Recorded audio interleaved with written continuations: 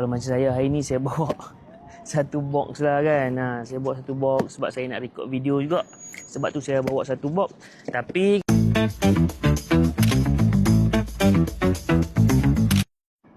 hari ni saya layan angin santai-santai weekend kan, sambil-sambil saya bawa bekal kek Harumi Bakery ni. Jadi kek Harumi Bakery ni dia ready to eat lah, senang untuk kita makan, senang untuk kita bawa ke mana pun kita nak bawa. Bagi saya dia senang lah. Kalau macam hampa rasa hampa nak bawa pergi tempat-tempat yang macam rekreasi, tempat-tempat yang riadah, hampa just bawa. Kalau macam saya hari ni saya bawa satu box lah kan.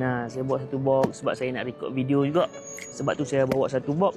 Tapi kalau macam hampa yang nak mai dengan wife, dengan husband tu, mungkin bawa 3 macam tu. Boleh lah kan, 3 macam tu tak dalam bag wife kan. Bag wife kan besar sikit. Tak dalam bag tu.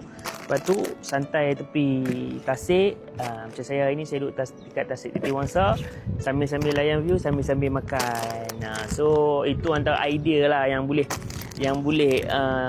hampa buat. Itu suggestion saya lah. Macam saya pun saya sendiri buat macam tu. So hari ni sebab saya bawa banyak, sebab saya nak record konten, saya nak record video, saya nak shoot video juga. Sebab tu saya bawa banyak flavor. Jadi hampa pun beli satu box ni ada 10 pieces.